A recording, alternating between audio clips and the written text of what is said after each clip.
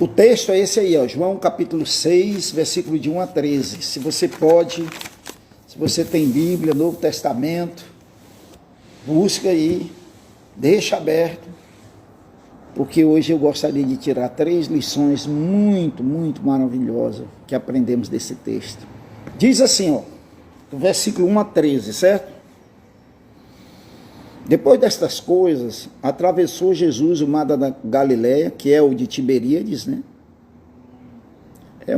Na verdade não é um mar, é chamado de mar, mas é um lago muito grande, um açude muito grande, né? Não sei se é açude, porque uma lagoa muito grande. É um lago que ele tem 21 quilômetros de comprimento e 14 quilômetros de largura, por isso que é chamado de mar, né? Mas é de água doce, alimentado pela a água que vem das montanhas, tá certo? De Golã, né? E aí ele passa no lago, né? Vem no Rio Jordão, derrama no lago e depois sai e vai para o Mar Morto, certo? Então, diz o texto assim: passou da Galileia, que é o de Tiberíades, e seguia-o numerosa multidão, porque tinham visto os sinais que ele fazia na cura dos enfermos. Essa era a razão porque as pessoas seguiram. Então subiu Jesus ao monte e assentou-se ali com os seus discípulos. Versículo 4 de João 6, hein? Ora, a Páscoa, a festa dos judeus, estava próxima. Então Jesus, erguendo os olhos e vendo que grande multidão vinha ter com ele, disse a Filipe: onde compraremos pães para lhes dar a comer? Mas dizia isto para o experimentar, porque ele bem sabia o que estava para fazer. Respondeu-lhe Filipe: não lhes bastaria 200 denários de pão para receber cada um o seu pedaço. Lembra? Um denário era a diária de um trabalhador comum, tá certo? Então 200 denários é como se, vamos dizer assim, alguém que ganha um salário mínimo. 200 denários daria mais de 6 meses de salário mínimo. Isso para alimentar para uma só refeição. Esse é o ponto de Filipe aqui.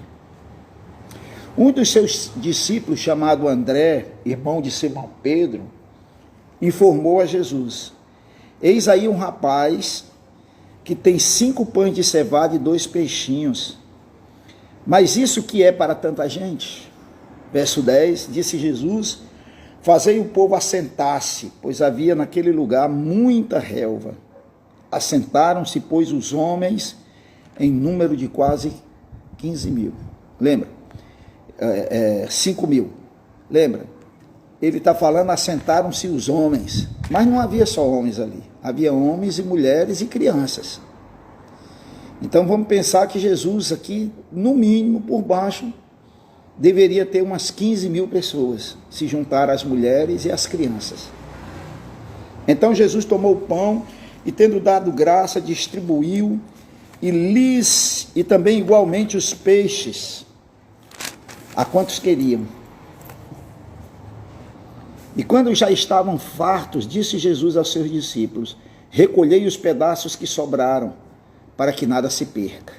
Assim, pois, o fizeram, e encheram 12 cestos de pedaços dos 5 pães de cevadas que sobraram aos que haviam comido. Amém? Esse milagre ele é muito interessante.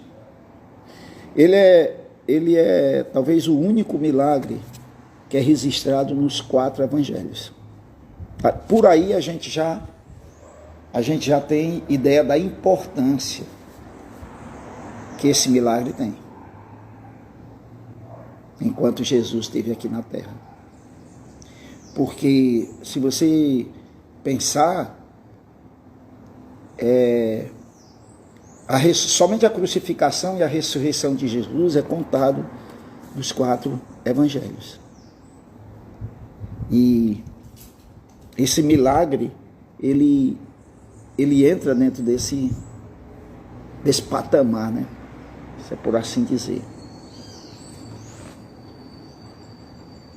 E eu quero, assim, falar sobre 3 coisas que a gente aprende aqui de Jesus, sobre Jesus.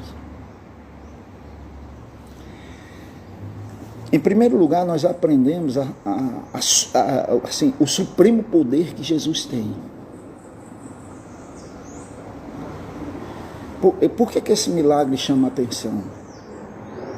Porque Jesus, ele vai trazer à existência coisas que não existem. O que ele tinha? Ele tinha 5 pães e 2 peixinhos. O que foi que ele fez com esses 5 pães e 2 peixinhos? A partir dali, ele multiplicou tanto pão e tantos peixes que alimentou 10, 15 mil pessoas. Ou seja, Jesus conseguiu fazer do nada, porque não tinha como. Ele trouxe à existência algo que não existia. Se você pensar em trigo, né? Qual era o peso desses 5 pães? Se pensar em trigo, sei lá, vamos pensar que cada pão desse fosse 10 gramas, 15 gramas, ou mais, né? Porque o pão deles não era o nosso pão redondo, vamos dizer que fosse meio quilo, ou 1 quilo, por maior que seja, né? Que ele fosse do tamanho de uma pizza, que a gente conhece, a massa de uma pizza. Mas aquilo não era suficiente. Aquele trigo, ele passou a vir, Jesus começou a multiplicar e multiplicar e multiplicar e multiplicar e multiplicar.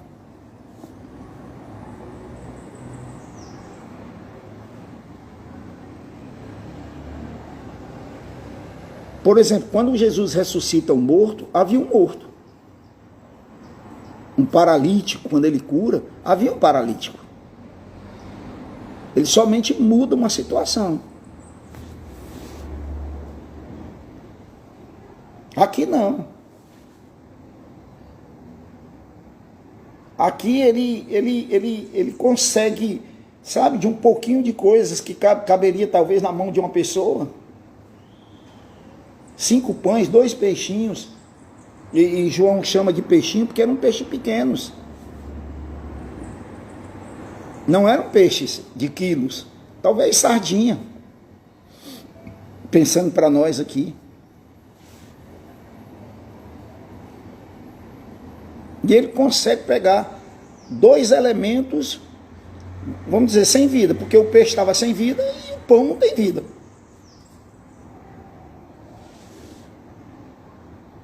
E ele consegue multiplicar. Olha como isso é forte, mano.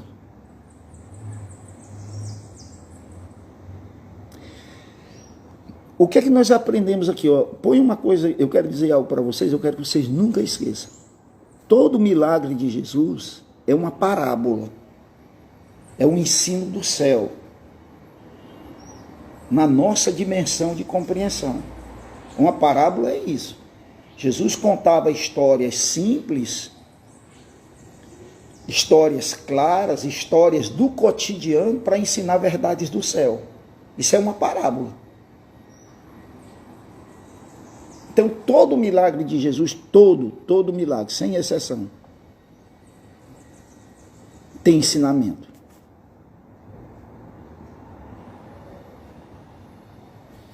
Então, deixa eu dizer isso para você. Jesus, ele pega as poucas coisas que temos e ele é capaz de multiplicar.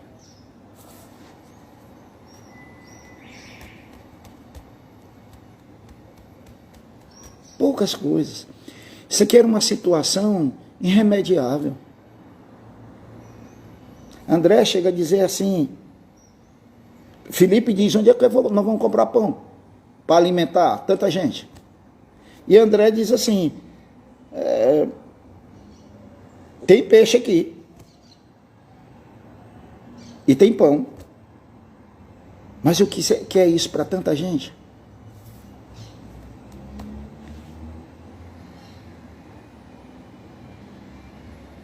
Olha como esse milagre está cheio de lições para nós.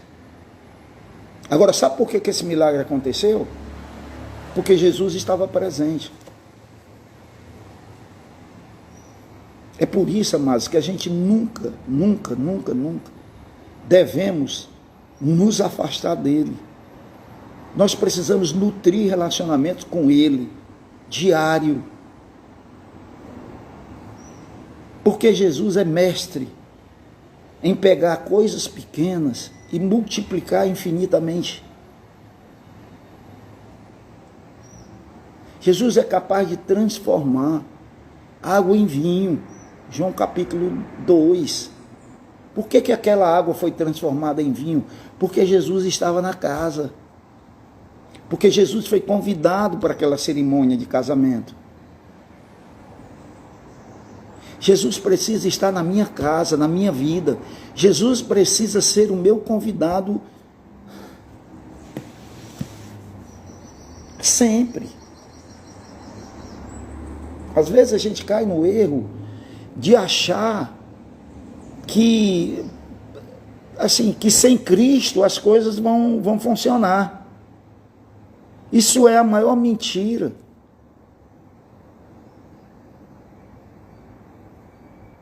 Jesus, ele é capaz de pegar um pouquinho de saúde e transformar numa saúde perfeita.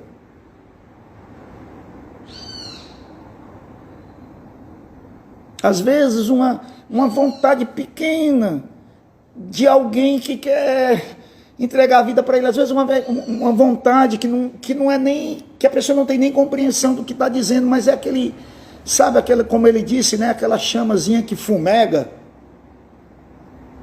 que ele não apaga, e transformar isso numa grande fé.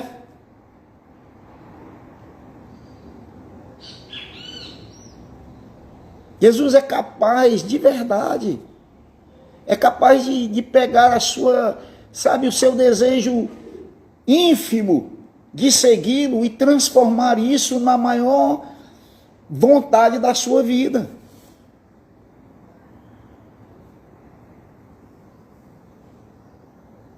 Essa é uma característica. Quando o filho pródigo de Lucas, capítulo 15, ele estava numa situação muito difícil, o que foi que ele lembrou? Ele disse, olha, na casa do meu pai há pão com fartura e eu aqui estou passando necessidade. Na casa onde Jesus está, na vida onde Jesus está, vai haver sempre abundância. Abundância de amor, abundância de perdão, abundância física.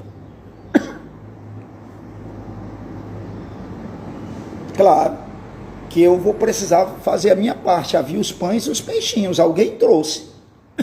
Alguém colocou isso na presença de Jesus. Coloque isso na presença dele. O pouco que você tem, seja em questões espirituais, emocionais, familiar, financeira, de saúde, seja o que for, coloque isso na presença de Jesus.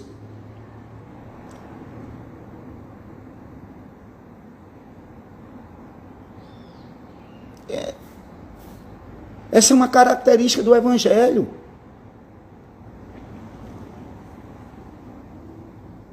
Jesus às vezes pega a nossa vidazinha. Vamos pensar, eu vou falar de vidazinha, tá? Porque vida sem Cristo é vidazinha. Vida sem Cristo é uma careta da vida, é uma faceta da vida. Se Jesus diz eu sou a vida, então fora de Cristo é uma vida que não é completa. É um tipo de vida? É. Mas é um tipo de vida que leva à morte, física e eterna. Então, Jesus está dizendo, eu vim para que vocês tenham vida e tenham em abundância. Essa é uma característica do Evangelho.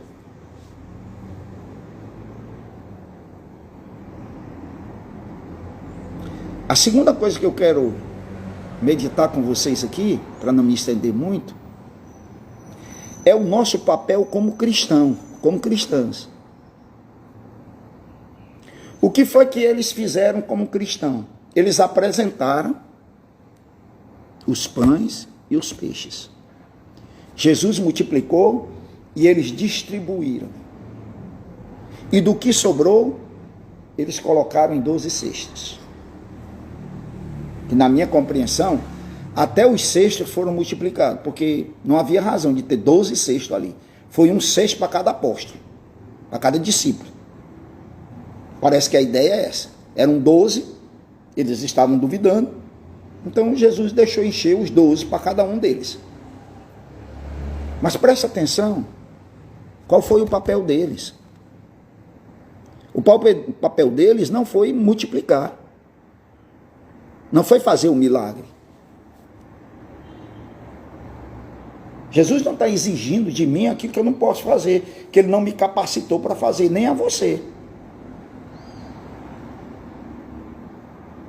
Mas Ele está querendo que nós mostremos lealdade e fidelidade a Ele para fazer aquilo que nós podemos fazer. O que é que nós podemos fazer? Nós podemos apresentar vidas, situações, como os pães e os peixes foram apresentados na presença dele, através de oração, de pedidos, de levar pessoas à presença de Jesus. Lembra de Mateus? Quando Mateus se converte, o Evangelho de Lucas diz que ele fez um banquete. E ele chama todos os seus amigos, os pães e os peixes. Era o que ele podia fazer. Ele não podia converter os amigos, mas ele podia levar aquilo à presença de Jesus, como esses pães e esses peixes foram levados. E uma vez que é feito isso, o que é que nós vamos fazer? Nós vamos distribuir. Às vezes nós queremos o poder do milagre, de fazer milagres, mesmo em nome de Jesus. Mas veja como isso é louco, que nós não queremos, sob nenhuma condição, às vezes criamos muito obstáculo para distribuir o milagre já acontecido, o milagre da salvação, da pregação do Evangelho, do poder de Deus. Paulo diz em Romanos 1 que o Evangelho é o poder de Deus, distribua esse poder através do Evangelho. Esse é o nosso papel. Essa multidão que estava aqui com fome de alimento, nós vivemos num mundo em que a multidão está faminta de Deus. Gente, a gente fala mal das religiões e das seitas e de tudo mais, a gente fica pensando assim, puxa vida, só que a gente está tendo uma ótica errada. Sabe por que essas pessoas estão ali sendo enganadas? Porque elas estão querendo buscar alguma coisa superior a elas, que na concepção de cada uma delas é um tipo de Deus, quando nós temos o Deus verdadeiro e não distribuímos falando a palavra dele. Essa é a minha tarefa, essa é a sua tarefa. E quando a gente faz essa distribuição, que essas pessoas são alimentadas, a gente recolhe.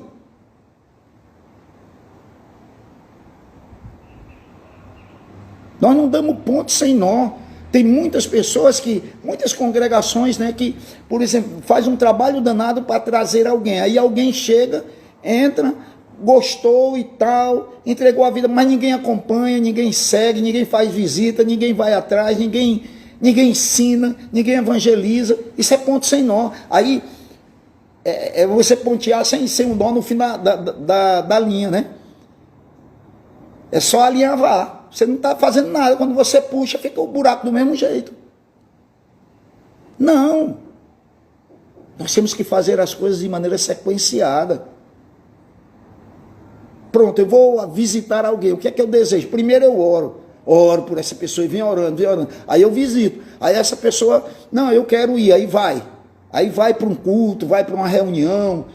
Enfim, aí essa pessoa, o que é que ela vai fazer a partir dali? Ela não foi? Então ela tem que receber uma visita de volta. Aqui na igreja, nas duas congregações, a gente tem isso em 24 horas, no máximo. No outro dia, na segunda-feira, por exemplo, todas as pessoas que nos visitam no prefeito de José Valdo, a segunda-feira minha é para visitar essas pessoas. Para estar com elas.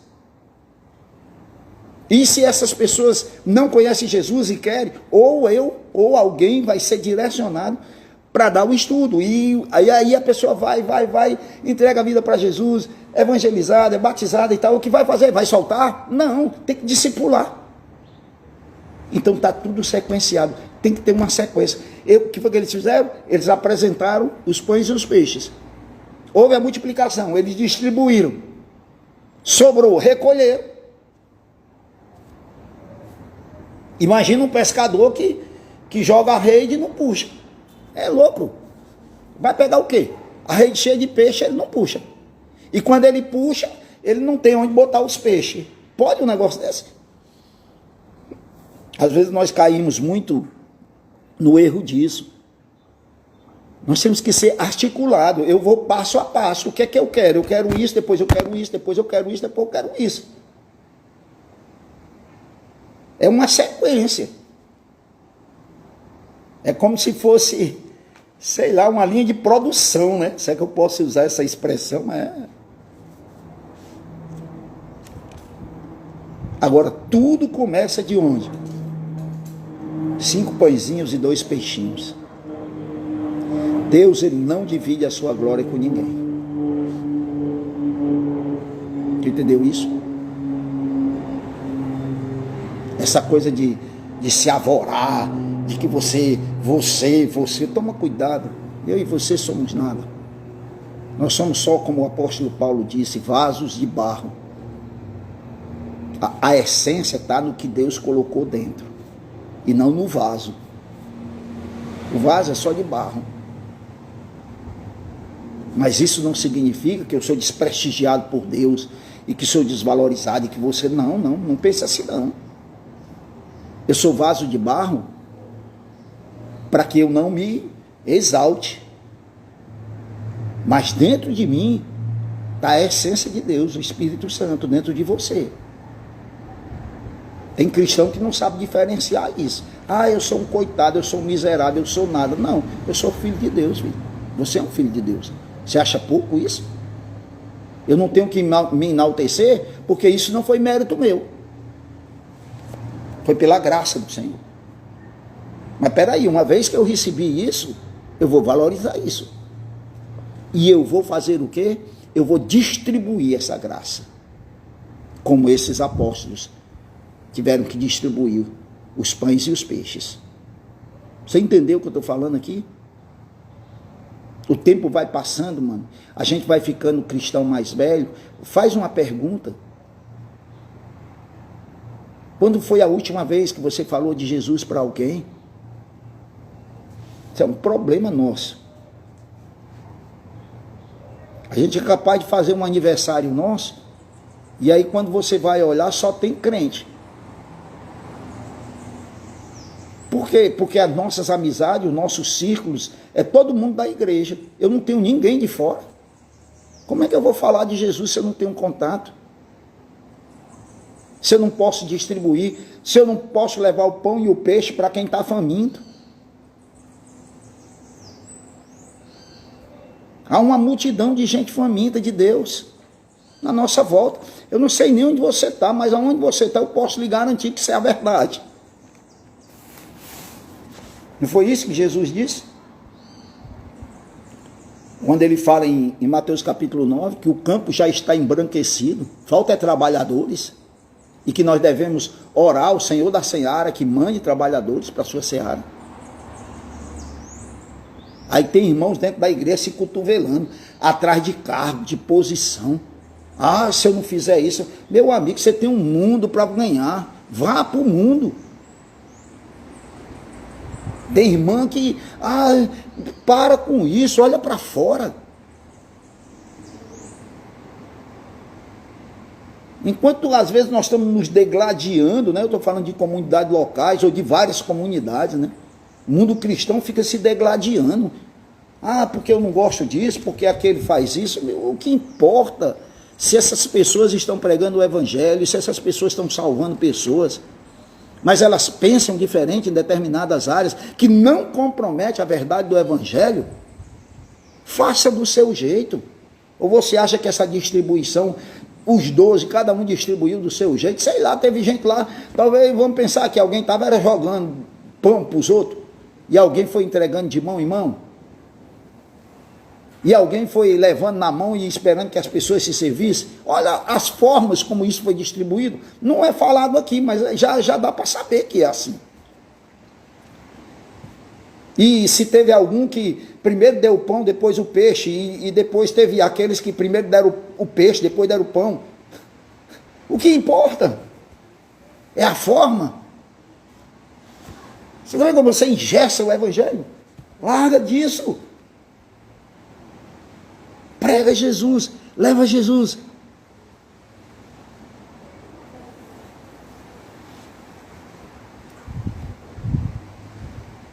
Lembra, mano? Lá no céu não vai haver grupos separados. São cristãos e pronto. Abre a mente. Abre a mente. Abre a mente. Deixa o Espírito Santo te levar. Para desse negócio de você. Não, claro, tome cuidado. Para que você não caia e seja enganado por qualquer vento de doutrina. Mas pensa. Será que isso que está sendo anunciado, que está sendo pregado, isso compromete a salvação de alguém? Isso não mata a fome de alguém? Então, peraí. Se isso não faz isso, então não anda comigo. Não é cristão. Mas se faz, vai andar comigo sim. Eu não vou fazer, talvez, a maneira, a forma como está sendo feita. Mas nós estamos chegando no mesmo lugar. Alcançando o mesmo propósito. Matando a fome daqueles que estão precisando. E deixa aí por último aqui, porque senão a gente vai se estender demais. A terceira lição, preste atenção, que o versículo 13 vai dizer que assim que fizeram, encheram 12 cestos de pedaços de 5 pães de cevadas que sobraram, que haviam comido. 12 cestos.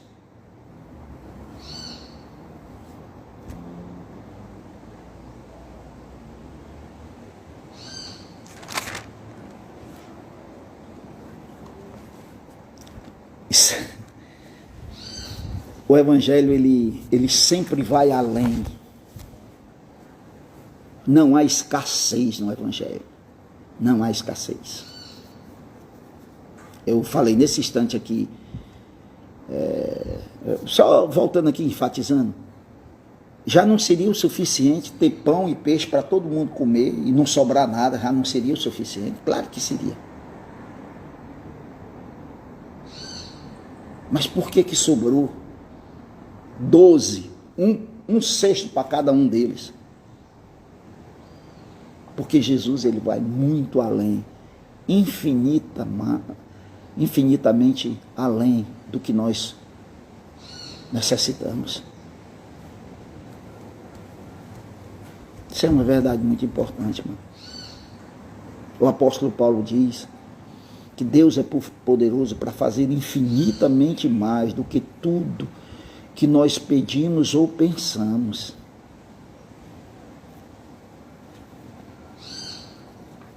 De João 2, que eu falei aqui a respeito de transformar água em vinho, Jesus transformou aproximadamente 600 litros de água em vinho no final de uma festa, porque a festa já estava acabando. Sobrou vinho para o pessoal levar para casa do jeito que quisesse. Na pesca do apóstolo Pedro, de Lucas capítulo 15, diz que eles pescaram tanto peixe, Lucas capítulo 5, diz que eles pescaram tanto peixe, mas tanto peixe, que quase as redes vão a pique. Eles encheram os 2 barcos, quase as redes se rasgaram. Eles encheram os 2 barcos, e os barcos quase que vão a pique, mano. Em João 21, quando Jesus aparece para eles, diz que eles pegaram 153 grandes peixes. Ora, só havia 11, né? Porque Judas Iscariotes já havia saído, já havia cometido suicídio. E Jesus, eram só 12 pessoas, mas tinha 153 grandes peixes.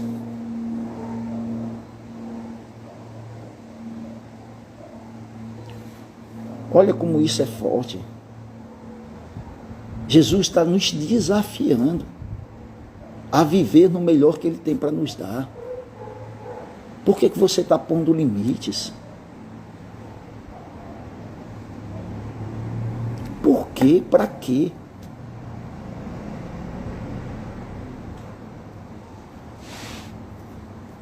Às vezes, gente, nós caímos no erro de, ao invés de escutar Jesus, nós escutamos os pessimistas. Não vai dar certo, não pode, você não consegue, isso nunca muda. Tu já pensou que frase escravizante uma frase dessa? Isso nunca muda, muda. Pau que nasce torto, morre torto. Isso são expressões de pessimista, a gente fica ouvindo essa gente. Eu não sou pau, você não é pau, eu não estou torto, e se eu estiver torto, ele me conserta. Tem umas coisas que a gente vai aceitando isso, sabe? Uma palavra, será cheio de dúvida. Será de maneira negativa? Será. Vai ser sim. Em Marcos capítulo 11, quando Jesus vai falar a respeito da oração, né? Ele diz, a chegada do Espírito Santo e tal, ele diz, ó, ora, crendo que recebestes. Ora, eu ainda não recebi, mas eu já estou crendo. Quem foi que disse que você tem que ser essa pessoa aí? Você chegou assim. Mas o Espírito Santo pode e vai lhe transformar. É só você começar a dizer, sim, isso vai acontecer. Eu vou me tornar a melhor pessoa, o melhor marido, a melhor esposa, o melhor filho, o melhor irmão, o melhor pai, o melhor patrão, o melhor empregado, o melhor evangelista. Eu vou me tornar o melhor. Eu vou crescer financeiramente, porque Deus não é contra você ter, Deus é contra se você tem e não abençoa. Mas se é para abençoar, diga, Senhor, me abençoe que eu quero abençoar. Jacó fez isso, né? Quando ele estava indo para Midian, ele vai dizer para Deus, ó, se tu me abençoar, de tudo que tu me der, eu vou dar 10%. Olha o pacto que ele fez. E ele cumpre a promessa dele. E o que Deus faz? Deus cumpre. Jacó enriqueceu tantas vezes, apesar de ter um sogro ladrão, safado, Labão. Mas ele enriqueceu. Por quê? Porque Deus estava com ele. Porque com Deus não há miserabilidade. Não há escassez. Que história é essa? E olha, eu não estou pregando teologia da prosperidade não, porque onde eu prego cruz. Mas pelo amor de Deus. Tem uma porção de irmãos que são, sabe, que gostam de sofrer, e quando não tem sofrimento, fica arranjando sofrimento, dificuldade. Para quê?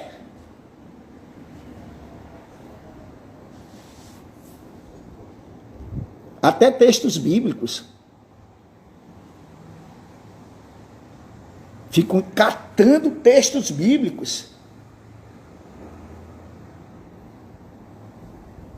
para dar sedimentação ao seu pessimismo, à sua maneira pequena, miserável de ver o evangelho do Senhor Jesus. Fica arranjando textos. Aí, meu amigo, se você for fazer isso fora de contexto, a Bíblia se torna, com certeza, a mãe de todas as heresias.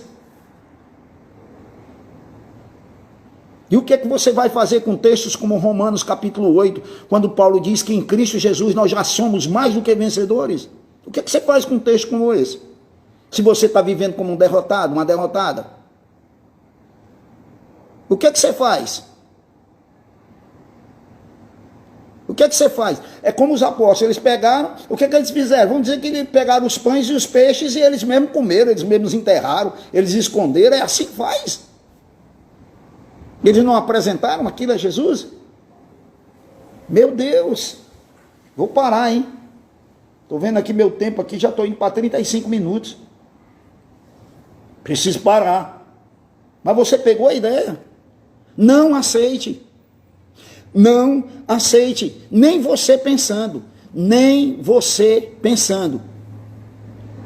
Porque Satanás, ele quer trabalhar também na nossa mente. Problemas, problemitos, dificuldades, nós estamos vivendo num mundo caído. Mas tem cristãos que têm uma vida tão miserável que o incrédulo vai dizer, não, meu amigo, para ser crente igual esse camarada aí, essa camarada aí, me desculpa, eu não vou não. Não tem alegria, não tem vida, não tem vitória, não tem conquista, não tem esperança. Como disse o profeta, eu quero trazer à memória aquilo que me dá esperança.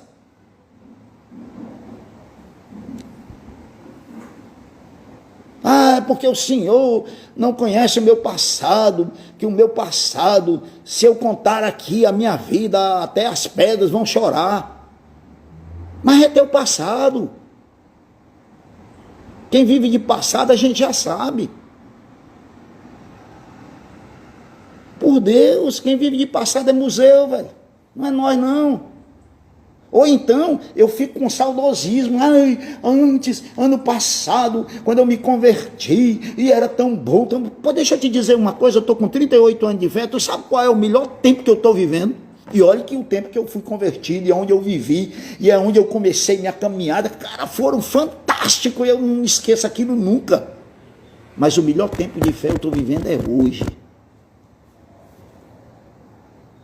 Hoje, porque o que Jesus tem para fazer na minha vida hoje é algo que ele nunca fez, é extraordinário. Você crê nisso? Porque isso não é promessa para mim só não, é para você também, é extraordinário. Olha, presta atenção, e eu vou só parar aqui, senão me estende demais. Presta atenção, que o milagre ele aconteceu assim, ó. Trouxeram os 5 pães e os peixes, Jesus diz, distribui. Jesus pode mudar a tua vida, a tua existência, a tua história. A tua situação assim, ó, creia e ande na direção, creia e ande na direção, não caia no erro de Pedro, de olhar para as circunstâncias e começar a afundar no mar, não, olhe para Jesus, velho, ele vai mudar a história da sua família, da sua casa, ele vai mudar, porque ele muda. Ele muda. É só você olhar a vida de pessoas que ele tem mudado. E que ele tem transformado. Por que acontece com os outros, não vai acontecer com você? Não vai acontecer comigo? Onde é que está o problema? Está do lado de Jesus? Está não, está do meu lado, está do seu lado. Pare de lamber suas feridas. Se levante. Caiu, pecou, se reconcilie, volte. E assuma essa postura. Às vezes quando irmãos, né, que acontece isso, né, às vezes irmãos, eles deslizam, né, eu estou falando dentro das duas comunidades, aí cai em pecado, essa coisa, a gente vai, restaura, transforma e tal, e daqui a 1 mês ou 2 ele já está bem, está andando bem e tal, e aí ele está servindo a igreja em determinada área, e alguém chega assim para ele, mas pastor, o senhor não vai disciplinar não? Eu digo, e ele é cristão de 2ª categoria? Que história é essa, meu amigo? E ele é cristão de 2ª categoria? Se ele se reconciliou, se Jesus aceitou ele de volta, vai ser eu agora que vai botar a regra para ele? Não. Ele vai ser amado, respeitado, valorizado. E eu vou confiar a ele, a ela. Porque eu creio no Deus que faz as coisas e faz de maneira imediata. Vou parar, tá? Gente, eu já estou indo para 40 minutos, não dá mais. Amém? Glória a Deus. Eu não disse que ia ser uma palavra? Hoje eu passei da regra, passei de tempo. Mas eu creio que há muita gente que é precisando ouvir isso, né? Até eu. Que eu digo muito isso, ó. Eu não prego só para vocês, não, eu prego para mim, viu? Em primeiro lugar, eu prego para mim. Quando você entender isso, nunca mais o pecado vai lhe escravizar. Tem um pecado na sua vida que está lhe escravizando? Se liberte. Diga, eu não aceito mais. E só essa sua decisão, pequenininha, você já tomou essa decisão 1 milhão de vezes e caiu. Mas hoje você vai dizer, não, eu não estou muito confiante não, porque eu já prometi isso 1 milhão de vezes, não consegui. Mas eu vou prometer mais uma vez, eu vou falar isso mais uma vez. E diga para ele, Senhor Jesus, multiplica isso.